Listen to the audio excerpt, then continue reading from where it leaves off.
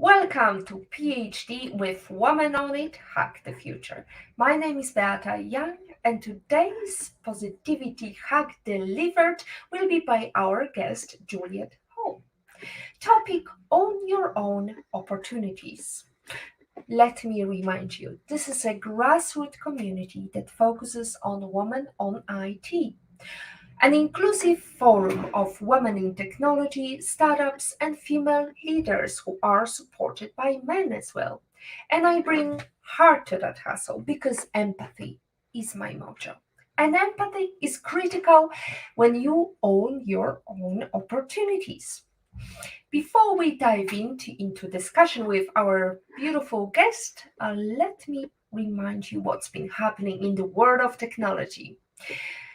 Julia Streets, the founder of and CEO of Streets Consulting, has done amazing job over the span of many years, including her podcast, and from policy to engineering efficiencies and everything in between. Thank you, Julia, the founder of and CEO of Streets Consulting, for hosting the Semi-Impact Summit and COGEX Festival. Congratulations to Patty O'Callaghan, a former PhD guest, computer scientist, tech lead, and Google expert, on her nomination for the SWIT Award 2023, taking place this October. We are eagerly anticipating your well-deserved success. Big news from the star. We're over the moon to congratulate astronaut Tracy Dyson for her upcoming third assignment to the International Space Station as a flight engineer and member of the Expedition 7071 crew in March 2024. Good luck on your space travel. Now let's go back to our topic: own your own opportunities. Own Your Opportunities is the book that our guest has written. In a world filled with opportunities, how can you harness your true potential and carve your path to success? Juliet Hall, award-winning author of Own Your Opportunities, principal of Juliet Hall INC, and recognized as a top Black woman of influence in Atlanta, is here to unravel the secrets of self-discovery and self-determination. After 2 decades in corporate leadership, Juliet confronted a life-changing realization. You can courageously build your own kingdom or be an unfulfilled laborer in someone else's. Join us for an inspiring conversation as Juliet shares her incredible story, becoming a trusted advisor and coach to top executives and an advocate for servant inclusive leadership. She's passionate about empowering leaders, especially women, at professional crossroads, guiding them toward their unique callings and helping them thrive. Juliet, let's start with the question that we always ask at the beginning of our conversation. Where are you joining us from? Thank you so much, Beata, for having me on your show. And I bring you greetings all the way from Atlanta, Georgia. Beautiful Atlanta, Georgia, with lovely autumn. You're wearing your favorite clothes because it's getting a bit chillier in the evening. So I would like to say the words that Julie has written, has started your book with. I dedicate this book to every woman and girl who dreams. What are your dreams, Juliet? My dreams. Well, my dreams are to really become an international influencer. I have a purpose and a mission of inspiring and mobilizing leaders, and I really have a heart for reaching out to women primarily and women of color more specifically. So I hope to become a voice of hope and possibility. And my dream is to spread this message of own your opportunities across the globe. Mm.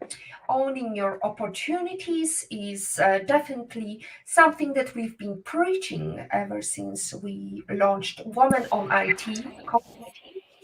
However, maybe you could dive into the dynamic of what it's like in Atlanta. I guess you've been working in a professional field for quite a while now. So, what's the ratio of male, female leaders?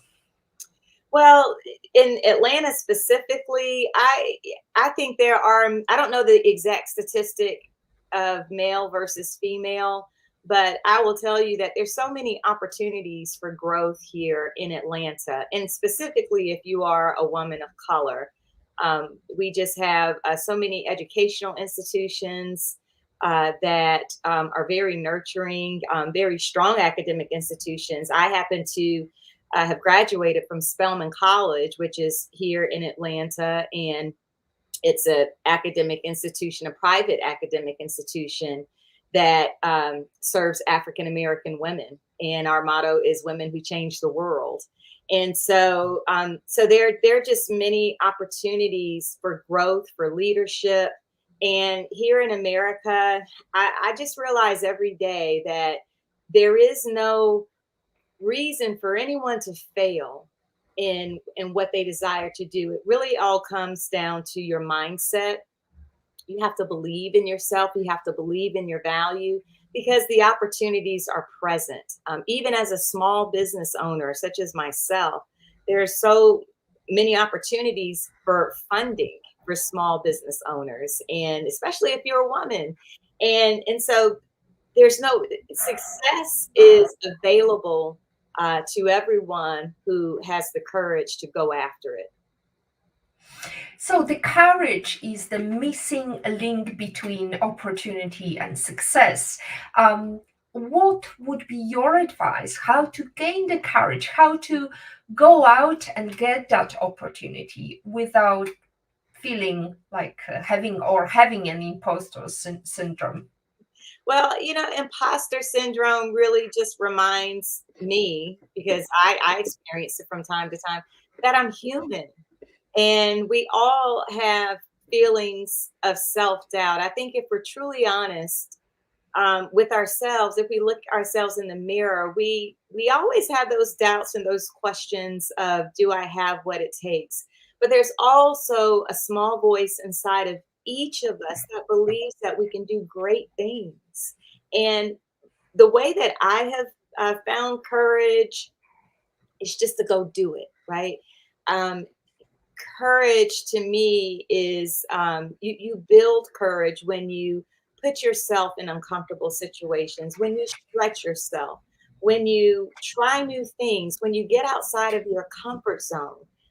You have to take risks in order to find out what you're good at, what you love, what you don't like, what you have a natural knack for. So if you are willing to just take a baby step out of that boat, just step out and do something new, explore your curiosity, then the more you get into the habit of getting outside of your comfort zone, that's really where you begin to build that internal confidence in yourself and recognizing your value and believing it. See, you have to be tested in anything before you can be trusted.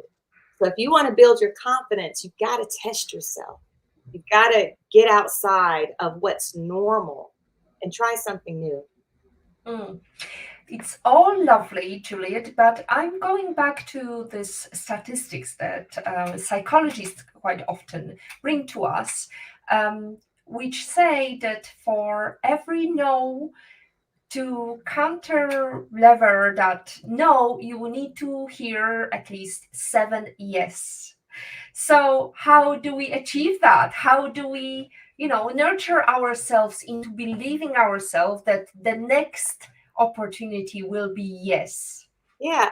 Well, I'm not familiar with that statistic, and statisticians get numbers wrong all the time. I'm certainly not discrediting that.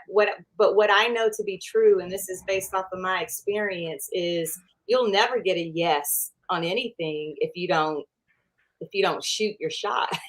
You'll never, if you just choose not to do anything, you're guaranteed to never get a yes. So statistically speaking, I would think that the more that you do something, the more that the repetition, the practice, making it a habit. Look at your daily habits. What are your habits telling you? um, the more that you repeat good pay, the right behaviors, the more that you repeat practices that help you to grow, there will be an open door somewhere. There will. I mean, and I don't think any psychologist can dispute that. I don't know the numbers behind it, but human behavior would suggest that you just can't quit. You can't give up, pretty much. Well, Juliet, it just brings back my memories I've heard over and over from many speakers, many guests who I was blessed to have here on Positivity Hack Delivered. And they always remind us that the worst that can happen after you ask for that position, for that pay rise, is hearing no. But it's not going to be the end of the world. And again, it goes back to that funny joke, which is telling us that, somebody was praying, God, please let me win the lottery. God, please let me win the lottery. Over and over, every night, this guy was praying, and eventually the God stepped out and said, buy at least a ticket. So That's there you go. that you mentioned the lottery, because here in Georgia, there's this lottery called the Powerball, and right now I think it's over 800 million US dollars. Well, So funny. it's time to buy a ticket, Juliet. But check this out. That's statistically impossible to win. But at some point, at least one person who took a risk of buying a $2 or $3 ticket is going to have an amazing return on that investment. Absolutely. Well, speaking of investment, invest in your opportunities, investing in your growth. And you mentioned the fact that there are some muscles we have to jiggle around to build that stamina or build that courage.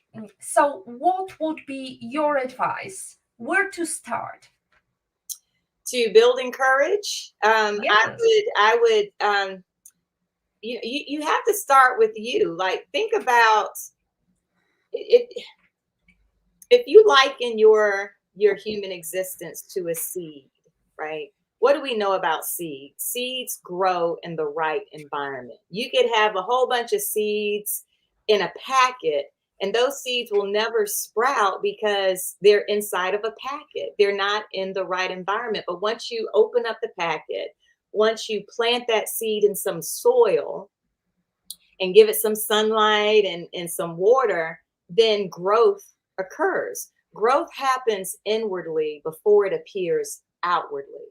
So when it comes to building your own courage, I mean, because really courage, I think really you develop that when you get to a place of your own self-discovery, when you recognize, this is who I am.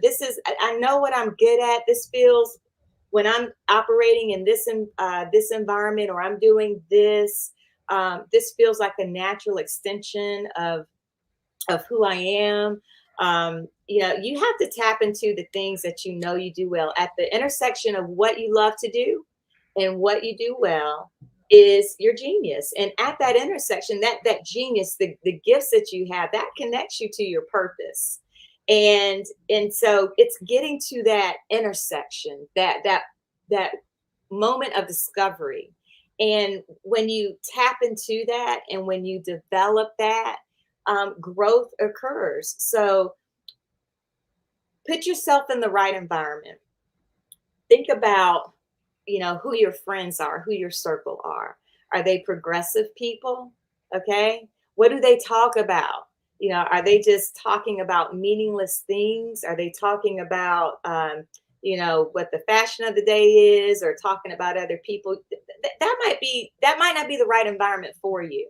But if you place yourself in a circle of friends who are always thinking about what's next for them. If they're talking about or thinking beyond their job, or thinking about what kind of impact that they want to, make in this world, that's the kind of circle you want to be in. You want to be in positive energy that's going to produce some fruit. So placing yourself in the right environment is the beginning, all right, of that seed germinating inside of you and sprouting and forming roots. So I would challenge anyone listening today, if you want to find that courage, if you want to grow in whatever your endeavors are, start by analyzing your environment, do an inventory of your circle of friends or colleagues. Even pay attention to what you listen to or watch on social media. That, that social media can be a huge distraction if you're not following the right people who aren't challenging you to think. Okay. So environment matters.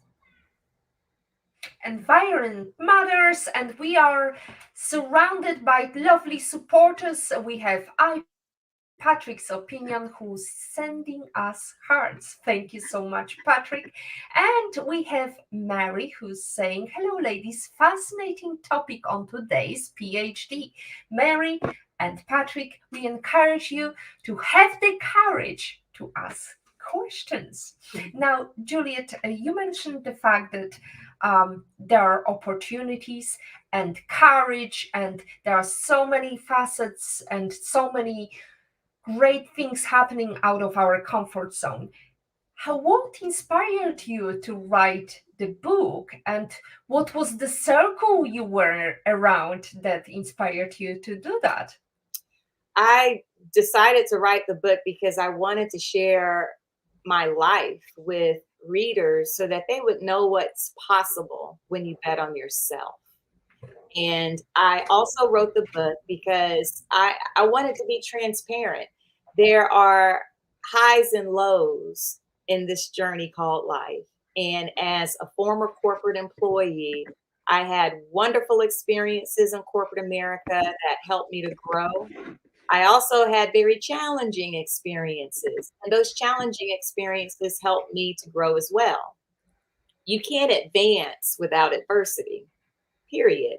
And I wanted to provide a resource, a tool by way of sharing my own story that perhaps other people could relate to. I also provide tips and strategies in the back of my book that really talk about some practical takeaways, tips for self-discovery and self-regulation to help people own their opportunities. Um, as far as the circle that I was around when I wrote the book, I had and still have a very narrow focus, and that's intentional for me. I I do not. I'm not. I'm very strategic and very intentional about the people I'm around, the environments that I'm in. I tend to be alone more often than not, because I'm very focused, and I'm very focused on the goals that I'm trying to achieve, the business that I'm trying to grow, the platform that I'm trying to grow. And I, I can't dedicate or give my full best faith effort if I'm always with different people in social environments that aren't helping me to advance my own agenda. So I find, and I just find this to be true with a lot of successful business people, that the most successful business people tend to keep a very narrow focus. They specialize on one thing mainly, maybe two, a few things that they do very well. They concentrate their efforts in that. They maximize that, before they even, move on and start new ventures. And for me, I just have to have an environment that keeps me focused. I have a board of directors for my business, and that board consists of my CPA, my accountant, to make sure that my numbers are right, and then I have a business attorney as well to make sure that contractually speaking, just everything's in order there. And also, she just provides great sound business advice in general. And so you have to have people who are very smart, smarter than you, even, who are good at what they do. They're subject matter experts in their field. Have those people around you so that you can stay focused on the main thing for your business. And that's so my environment is very small. I'm, I even the things that I love to do outside of work, they're very intentional. I love to play tennis, so tennis is a big community for me. And and I need that community because I socialize to that community. I have a support system to that community. I'm also involved in a women's organization called the Links. That's also another huge community for me because that's a community of very influential movers and shakers of African American women, and they keep me inspired. I look up to a lot of the women in that organization. So, and even am mentored by some women in that organization. So that's my environment. Mm. So you claim to be very intentional and narrow focus, but still, tennis, women, then there is your board of directors. That still sounds quite busy. You're not really, kind of transactional. It's not all about business, right? Well, no, it's not all about business, but I think you see my circle to me is comprised of people that are like-minded and who share similar interests as me. So it's a very concentrated focus. I'm not just randomly in different environments. I'm around people who are very similar to me. People who have the progressive mindset that's similar to mine. People who even have the same belief system. All right, whose values align with mine. So I'm But around my is kind. Yeah. isn't it a bit narrowing your circle, because if everybody around you has got the same beliefs, there is not really the element of diversity and challenging your line of thought, is there? No, I don't know that I would agree with that. Because I just believe iron sharpens iron. I mean, I don't know that just because I is that diversity. I don't know. Nobody's ever challenged me on that. I would like to think that even within my kind, there's still diversity. There's still diversity of thought. You know, I have different points of view than a lot of the friends that I interact with. And it's definitely not transactional because the people that I have in my life, my circle, like my close inner circle, they challenge me. We have, debates or discussions or discourse on certain issues, but there's a mutual respect that we have for each other. I just believe there's something that I can learn from them and something that they can learn from me. Mm. But yeah, I mean, yeah, I don't know that I would say that my circle isn't is not diverse. It's definitely uh it's racially diverse for one. Gender wise, it's diverse. I mean, I have male and female friends. Um and yeah, but where the common denominator is for me and the things that matter for me is there are common values that we have, and there's also this common mindset of being progressive, of being a positive influence, um, and of leadership. I mean that's what's common uh, Mm. for me. For me. So a growth mindset, and as somebody actually said, uh, quality people only. Don't waste your time, don't waste your energy for talking about weather because it's not gonna get you anywhere. Weather is going to change. So, quality people only. Lolita Browning Jackson says, iron sharpens iron. Proverbs 27:17. There you go. Thank you very much for your input, Lolita. I hope you're going to have some questions for Juliet, who is talking about her great book, Own Your Opportunities. So, Lolita, share some Juliet, share some stories of your opportunities to inspire us how you got what you asked for. Stories. Yeah. So one of the stories I would tell you that a pivotal moment in my entrepreneurial journey occurred when I decided for myself that when I was going to publish my book, that I wanted to be a traditionally published author. Um, I took the hard road.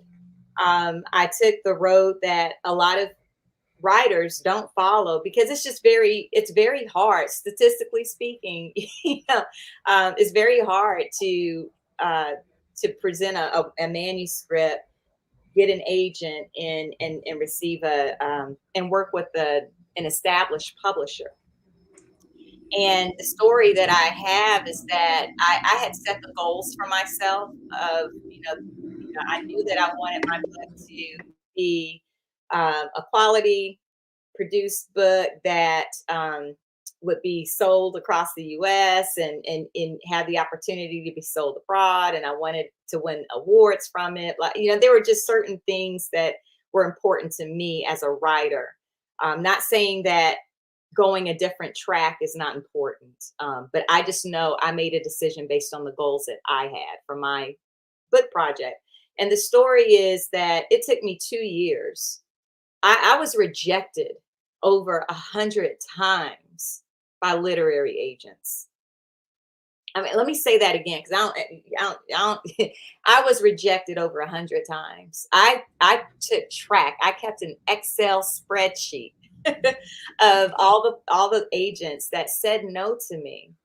But remember, Beata, when you asked the question about when do you get to that yes? All right, well, here's that number. You can take this back. Maybe this aligns with what the psychologists were saying, is that I had to decide that, somebody, with every no that I got, I knew I was closer to the one yes. And I only needed one yes from an agent who could take my manuscript, my book proposal, to a publisher. It took me 2 years to get that yes, but I got that yes. And so I share that story with you as an example of, this is why you don't quit. Okay. Mm. It hurts to be rejected. Nobody likes a door that's slammed in their face, or nobody likes to be told no. It doesn't feel good. But I couldn't stop just because of how I felt. If I let my feelings get in the way, I would never have a book out now. Okay. But this is where the growth happens. This is where the maturity happens, the evolution of courage and your leadership is, if you believe in something and you really you believe it internally, that this is what you are called to do. This is even from a divine perspective, if you believe that, for those of you who are faith-based, that God told you to do this, you will get tested. Vision is always tested. It is.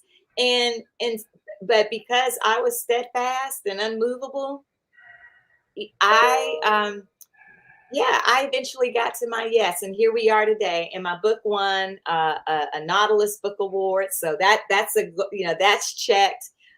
It's opened up the door for me to expand my platform. That's checked. There's some other things I want to happen, but that's the story that I share with people. If I had to learn how to overcome rejection, I had to learn with people telling me no. But I had to have this sort of mindset that was large enough and abundant enough to recognize that there is enough opportunity in this world for everybody. So just because someone says no over here, it just means that maybe it's not for you, or it's not for you at this time. But that doesn't mean that there's not a door over here or someone over here that's waiting for you, ready to tell you yes. So, Juliet, tell us, how was Juliet pitching number first publisher and 100th publisher? Has she changed a lot, or is her pitching different? My pitching? Yes, from the you said that you had to pitch over 100 times. You had to Yes, meet I over queried. 100 people to finally find that publisher Mhm. who was pleased with your work and wanted to publish it. So I'm just wondering, because you talk in your book also about pivoting. So I'm wondering, did you have to pivot? Did you have to put some emphasis on parts of the book, depending on what publisher had on mind? So Beata, what's interesting is that I labored so much over my manuscript, even during the season of rejection. It forced me to become a better writer. While I was waiting on that one yes, I had time to continue to develop my story so that I could produce the best, most excellent manuscript to that agent, who would then take it to the publisher. And I remember this is, I mean, it was amazing to me. By the time I finally, when I submitted my manuscript to my publisher, after I had signed the publishing contract, they wanted my full manuscript. Post Hill Press is my publisher. And I'll never forget the editor. She read it. She really didn't have that many edits outside of just, and she didn't have any edits for content purposes. Like, I didn't have to change anything over here. I didn't have to emphasize anything more over here or elaborate. The only thing I needed to add was a closing chapter that summarized all of my lessons learned, and that's what the author's notes represent in the back of my book.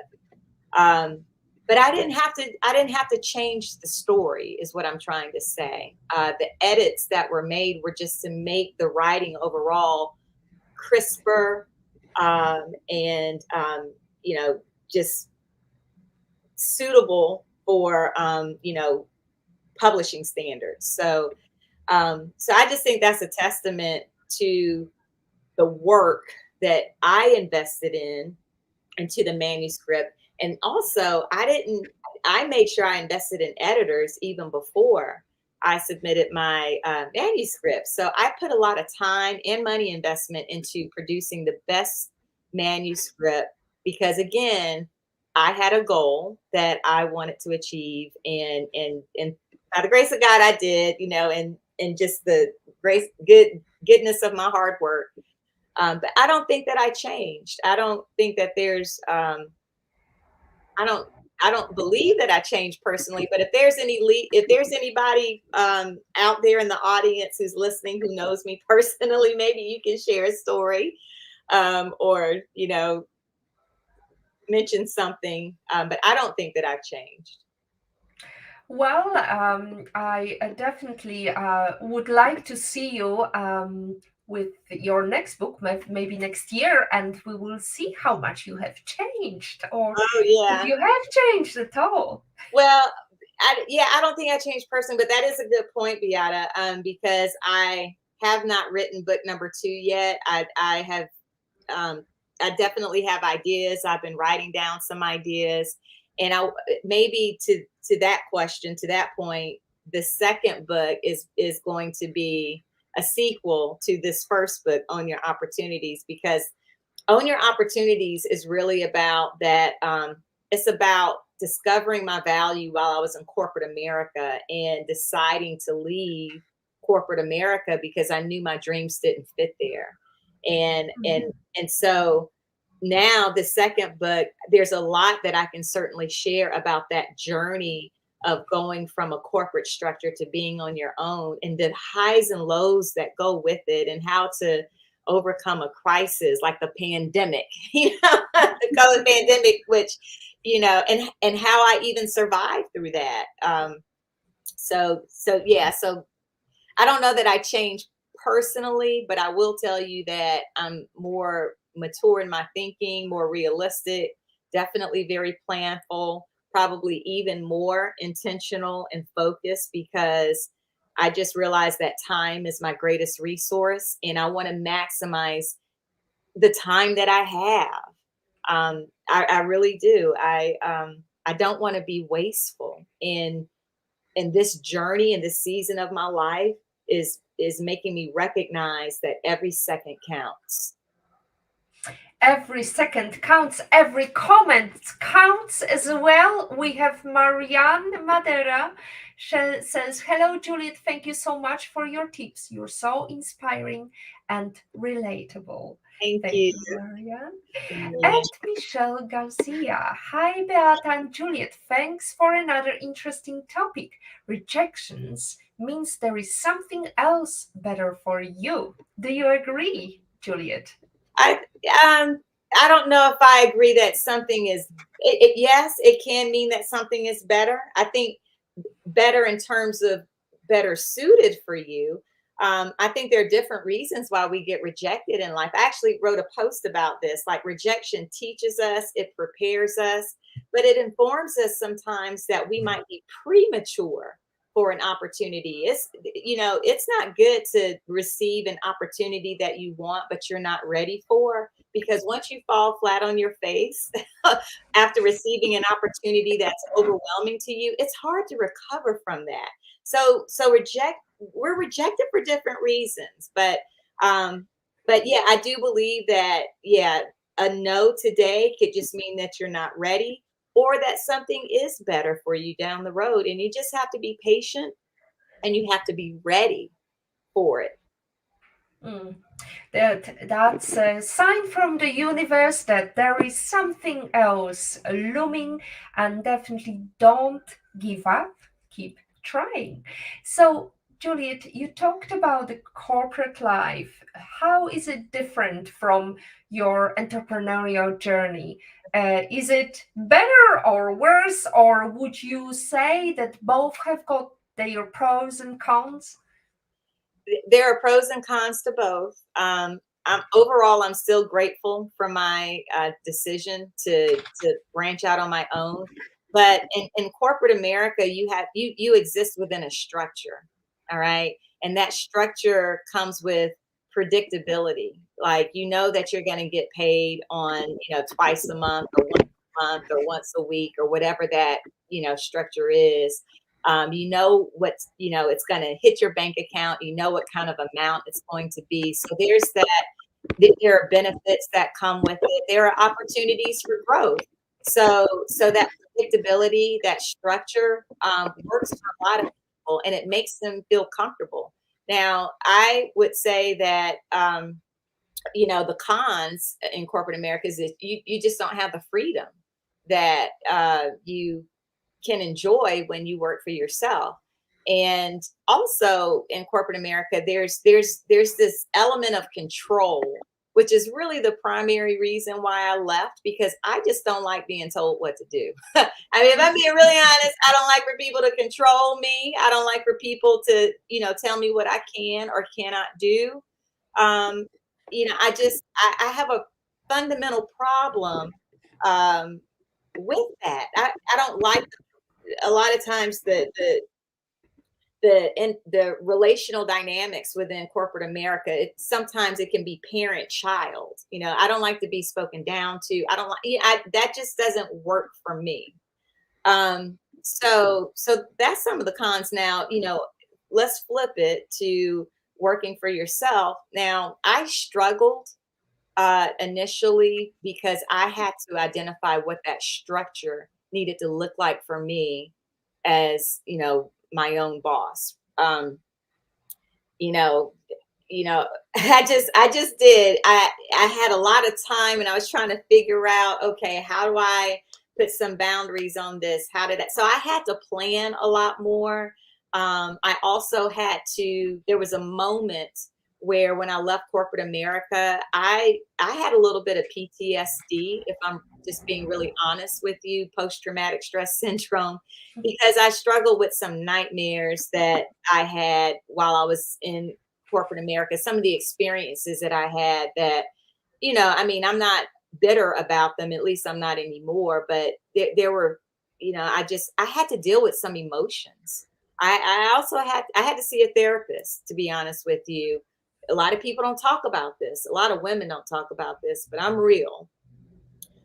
There were feelings that I had to reconcile um, when I left corporate America, and I needed to talk to somebody about them.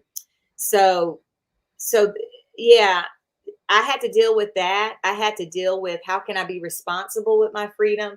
And the main thing about working for yourself is you eat what you kill, right? And so even now, I don't know when my next, I mean, I know when my next check is going to come in, from because for with contracts, but like you don't always have that certainty of when you're going to get that next check for your speaker fees or for your coaching fees.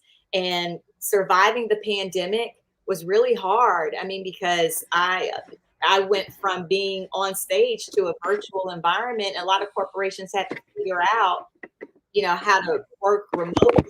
And it was just, it was a very challenging time, and I needed a lot of encouragement. But I'm so grateful that I did a lot of planning before I made my pivot, because it was through that planning and that preparation and just the attempt, hopefully, to make sound financial decisions that carried me through the pandemic.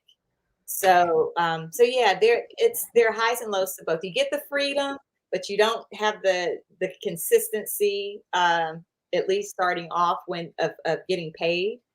Um, and you have to decide what's more important to you. And at that season in my life, my freedom. Well, one thing we can definitely say, Juliet, is you don't have Stockholm syndrome. So there is a very good moment in your book. You say, let me quote: "I had poured years of my soul believing in a company that didn't believe in me." It's very relatable, because I also used to work in a corporate Poland, in a manner of speaking. And there were moments that I really felt frustrated when I was mansplained just because I was below, because somehow somebody who didn't speak any English was above me, mansplaining through the import export facility, and he couldn't even just give up this job because he felt entitled, even though he couldn't speak any English, which was required for that job. So Juliet, uh, you talked about your opportunities, but also there is a very big part of your life, and I believe one of our audience was also talking about that part of life, which is believing in God. Tell us about that. Well, my faith is very core to who I am. Um, I I think it's important. I think it's imperative to believe in something bigger and higher than yourself.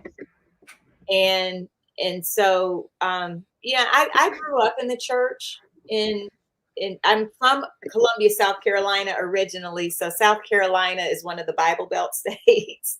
Um, and I grew up in the church, but I really didn't come to know God on a very deeper level, on a very spiritual level, until after I stepped out on faith. And when I left corporate America to do something that was wild and courageous, and it was crazy.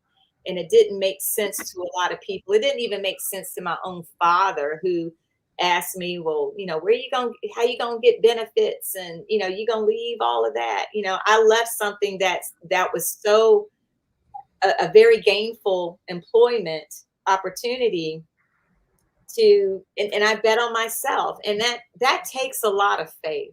That takes a lot of faith, not only in myself, but in knowing who my source is and believing in who my source is.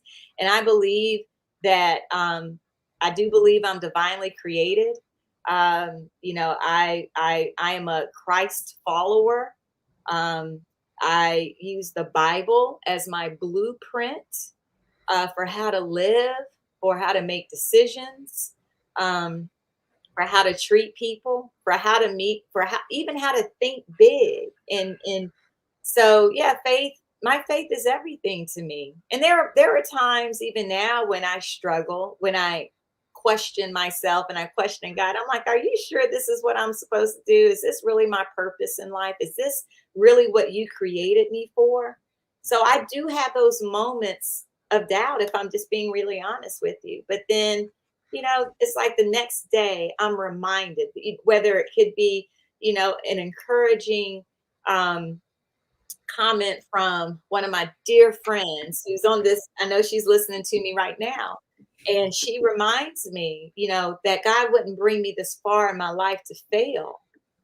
That's another reason why you got to have some people around you, keep your environment right and tight, because you want to have the right voices speaking to you, to encourage you and to keep you lifted up.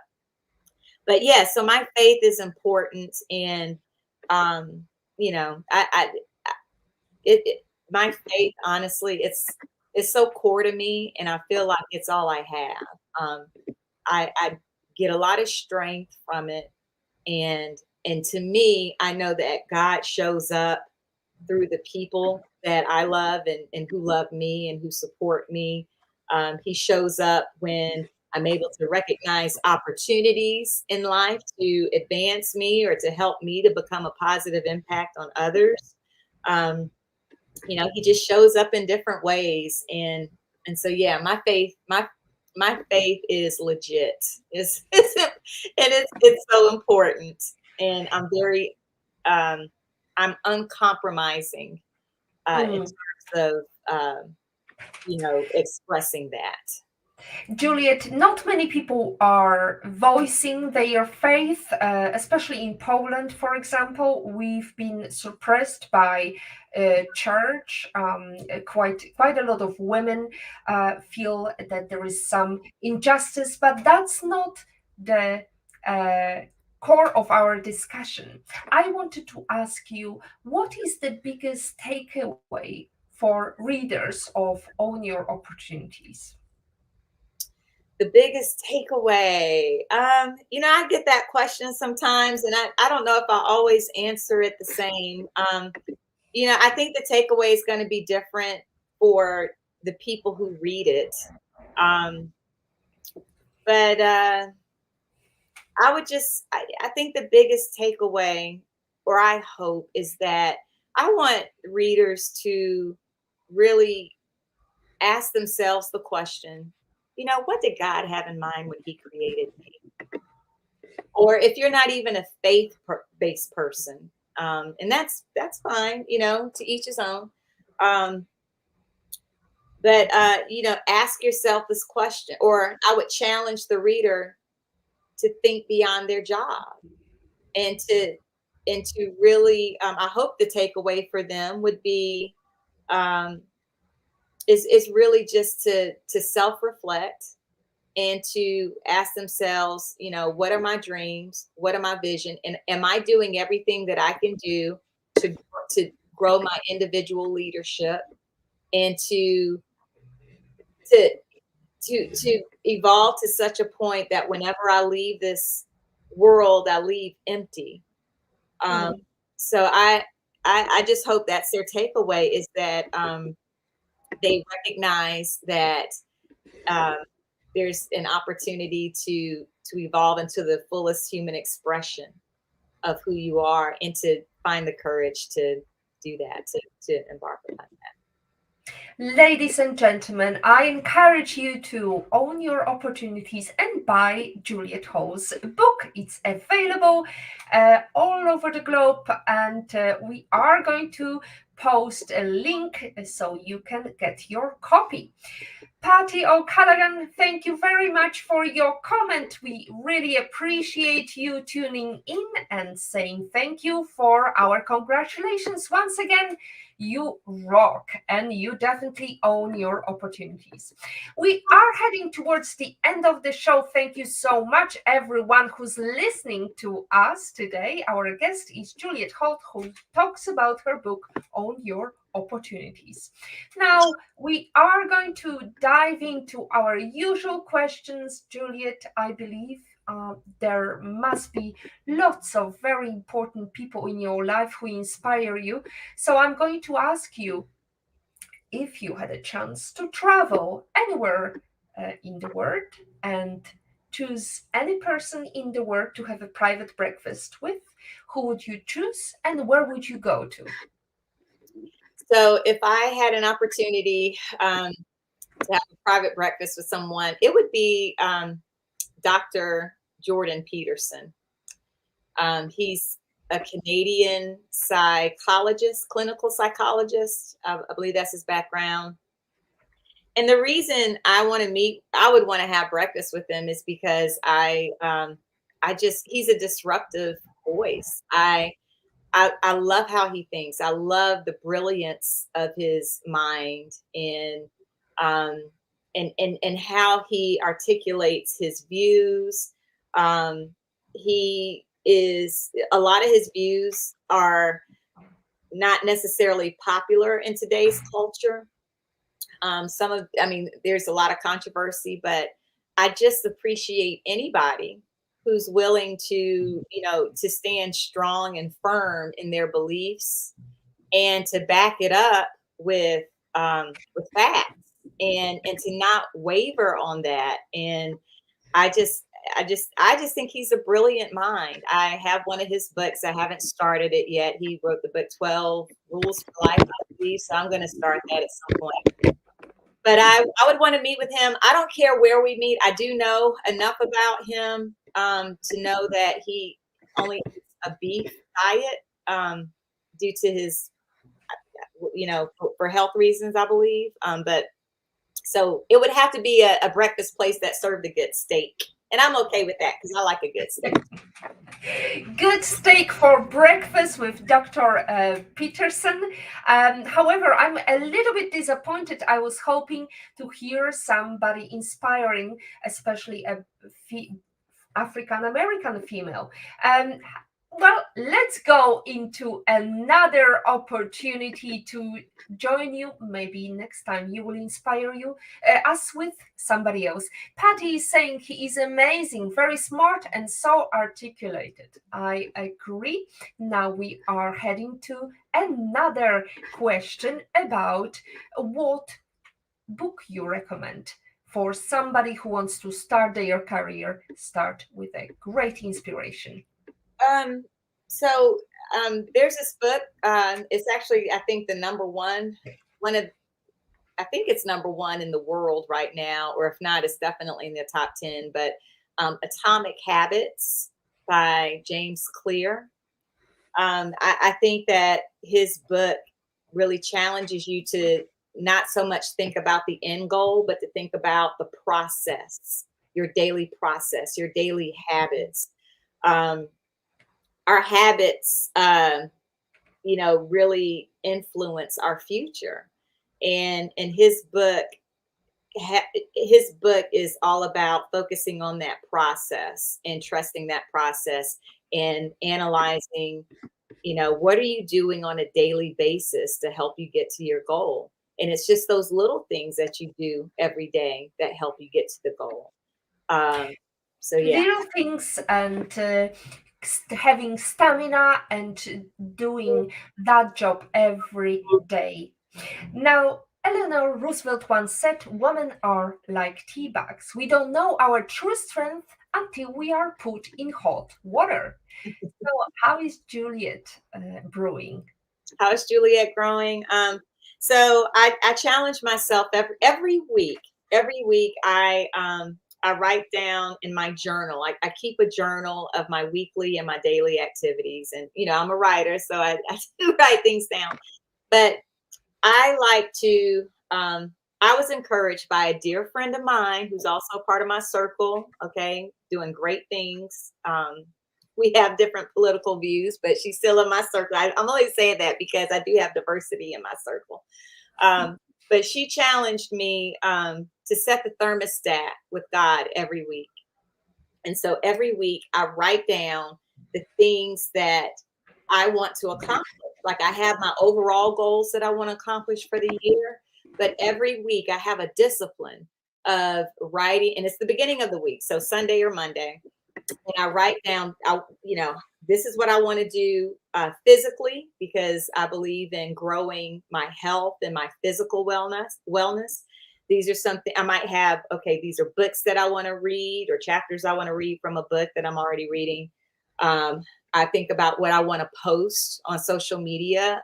So content creation, I'm always thinking about what's the word for the week, or what can I share or impart to other people. So I set those goals. I also, and then there are just some other goals that I think about that I want to accomplish every week. And then, so I write it down, and then every day I'm tracking the things that I'm doing. So I just, That's your goal building. However, we were asking about not growth, but actually how are you in hot water, meaning difficult situations when sometimes you feel like exploding. feel like exploding. And how do I grow through that? Okay, I thought, okay. And then How do you brew? How are you brewing? brewing. Okay, I thought There you you said go. growing. I'm sorry, I didn't hear.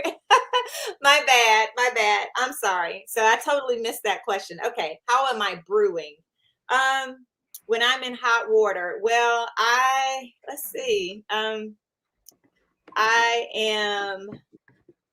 I think right now it's towards the end of the year, and I'm always thinking about making sure that I have enough financial resources, to continue to do the things that I'm doing in my business. So money will always make someone brew or feel uncomfortable, and so that's just a real response.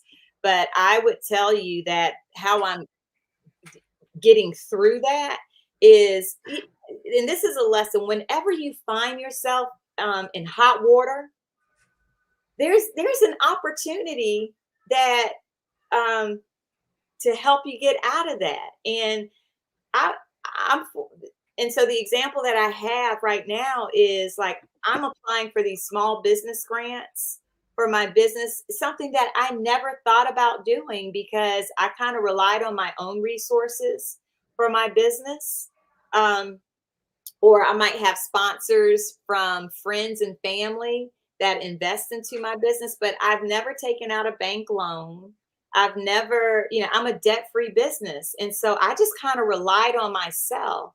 And the message is, you can't, you really, if you want to be successful, you really need to strengthen your partnerships with people, or recognize or take advantage of other opportunities, and so, like, now I'm applying for these small business grants. Now this is all new, but and I hadn't had a word yet, but it made me realize that I don't have to rely on my own resources. There are resources that are available in the United States to help small business owners, and I'm banking that that's going to help get me out of that hot water. So Well, we wish you best of luck, Juliet. I'm sure you are going to find the opportunity to grow your business with whatever funding you can get. However, I'm mindful of the fact that we have a final pending question. Can you please give us your life lesson quote, and how did it change you?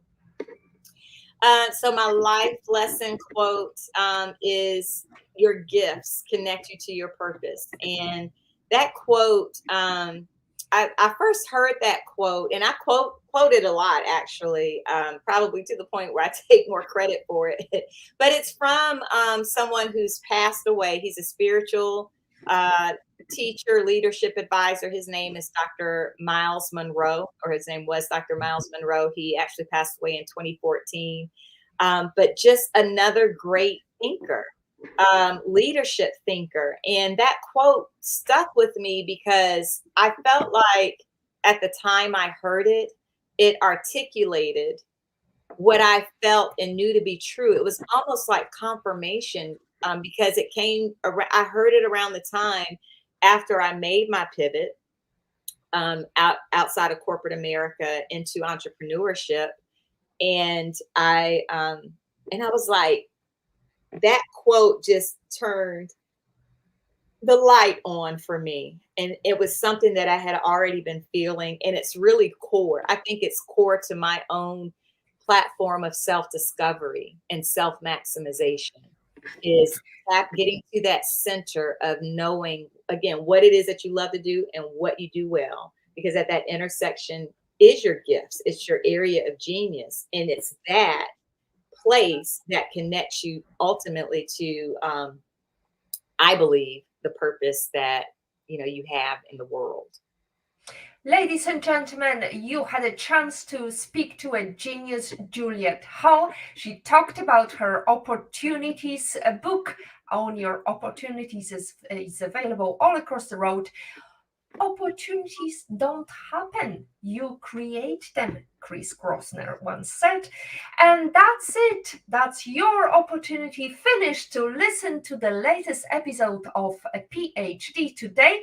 Next week, we are going to be joined by Sylvia Juba. Late owls, early birds, and everything in between is her latest book. Again, another book author. She's self-published. She didn't have the courage to go to over 100 publishers. And that's it from 116 episode of PhD live stream. Thanks to our guest Juliet Hall. To stay updated and ensure you never miss a positivity hack delivered, follow Woman on It and turn on notifications to be alerted once a video has been released. Thank you so much to our lovely audience for your questions, for your comments. As always, our positivity quote comes from positive thinking only and goes: look for something positive in each day, even if some days you have to look a little harder. And finally, as Maya Angelou, another great African-American inspiration: if you don't like something, change it. If you can't change it, change your attitude. Today is your day to hack the future, hack the positivity you want. Thank you.